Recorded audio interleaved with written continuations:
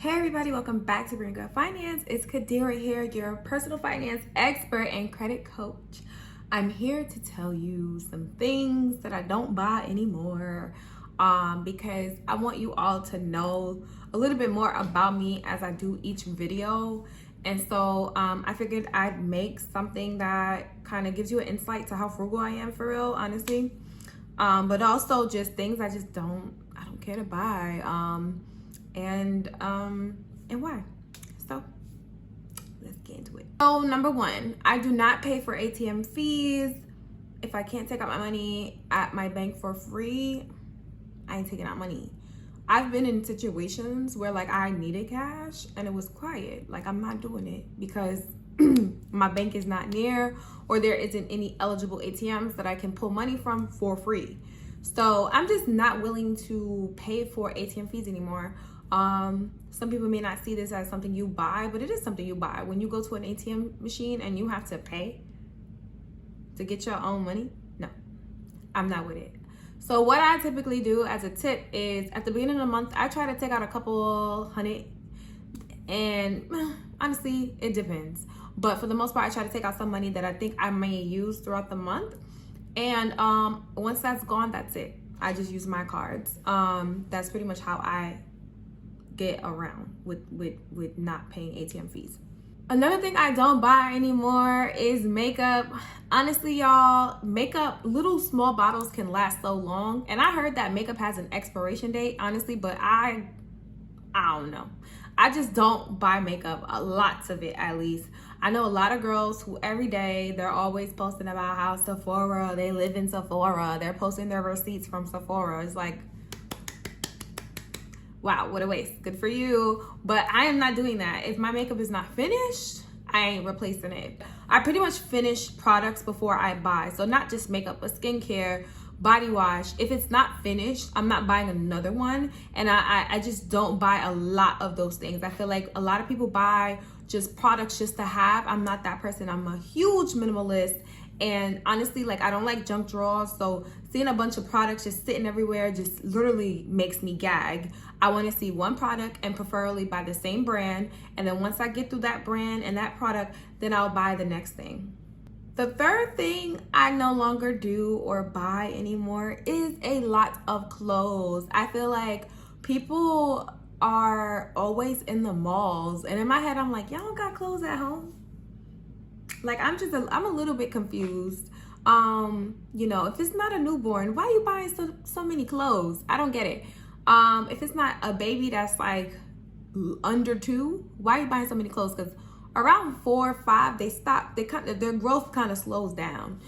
Personally, for me, same with my daughter. I find that a lot of women that I coach, mothers, fathers, they always buying sneakers, always buying clothes for their children.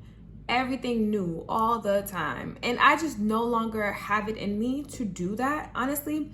But also, it's not worth it. A lot of the things that I've bought my child, she has worn once or twice.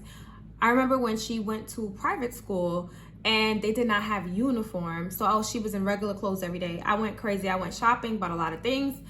And like there were a lot of outfits that she only wore like once or twice. And in my head, I'm like, why? And it was because a lot of them weren't, she wanted the clothing that was just like lax and comfortable. I'm trying to dress her up and make her look poppin'. So anyways, I just say that to say that I no longer shop for clothing unless I genuinely see a piece that's gonna make me stand out at like the next networking event or the next date I go on. I don't buy clothing a lot. I swear on everything, I probably shop for clothes like once a year. Also for clothing, I no longer buy professional clothing either. Like it gotta be really, really nice for me to get it. I started utilizing like free professional clothing, nonprofit clothing spots. They usually have the ability to give you like one free professional outfit. You go in, you try on the stuff, you make sure it looks nice and you like it, and you leave. Like you leave with brand new clothes that's for professional use. So honestly, I utilize those things now. I don't buy professional. The fourth thing that I no longer do, and this is entirely, is buy clothing for trips. I used to be that girl where every vacation I'm buying a new outfit, a new bathing suit, new this, new that. I do not do that anymore. It's just not in the budget, and it's not necessary. Okay, so the fifth thing I no longer do, and this is entirely, is buy school supplies. Y'all, every year I used to be like, ooh, let me get my daughter pencils, folders. I don't buy that stuff no more. There's always an organization giving out free school supplies somewhere, and I just find them, and I go and I get a notebook, I get pencils, crayons, markers, folders, sharpeners, pens, what am I missing? Stickers. I don't buy that stuff no more, and I will never buy that stuff. Any type of stationery stuff, I don't buy no more. Like, there's always some organization that will give it to you for free as their way to give back during the school year. So I feel like if you're a person who doesn't have kids and you need the stuff, go grab some free school supplies in August. This is another one. Another thing I don't buy anymore are new phones. The phone I'm currently filming with is from 2020, y'all, and we about to go into 2024. I refuse to get a new phone. It got to split in half and be broken. At one point, my screen entirely cracked. I got it fixed, and that's just that. Number 8 is big, because every time I do financial coaching, a lot of y'all tell me that y'all spend so much money on groceries and dining out. I no longer buy like tons of groceries a month. I don't do that. I swear to you, that was one thing I could not get under wraps. No matter how much financial budgeting I did, it just felt like food was needed and it was expensive. But I figured out a method for me. And just a little story. When I moved into my first apartment, I lived on the 3rd floor of a walk-up in Brooklyn, in Lefferts Gardens. We call it, I mean, it's called Lefferts Gardens now, but that's pretty much like, what is that? What is that area called? I forgot.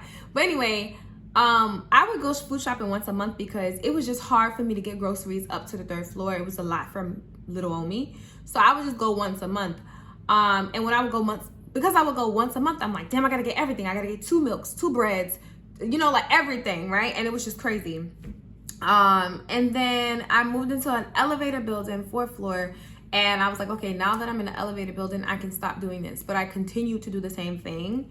And then I moved into another elevated building, 2nd floor, and I still did the same stuff because it was just hard. I didn't want to keep going out for groceries.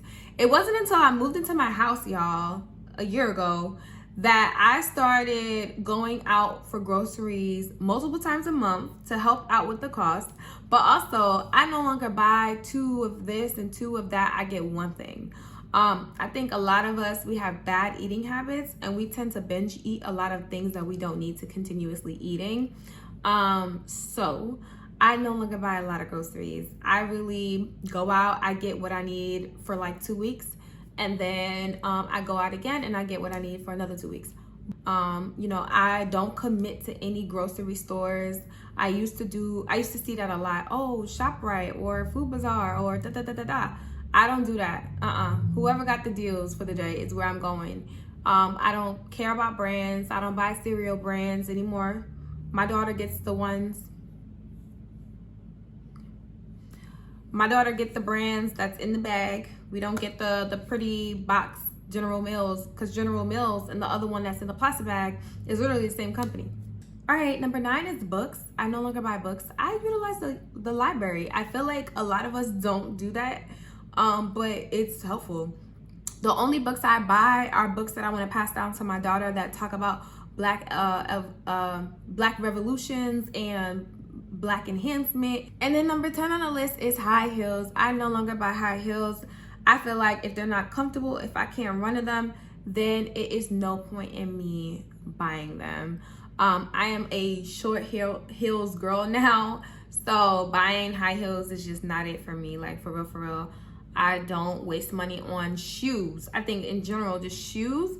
I no longer buy tons of shoes. I remember this one girl, I hope she doesn't recognize herself through this, but anyway, I remember I used to go to this one girl's house and a friend, and she would have tons of boxes to the ceiling. Homeboy houses, tons of sneaker boxes to the ceiling. It's like, what? Like, are you serious? I no longer buy a lot of shoes. So hopefully this gives you insight to who I am as a person. And again, if you haven't already, cop the Bring Your Girl Budget Planner online at Amazon or on the website. Look at the Bring Your Girl Budgeting sheet. It helps you track on the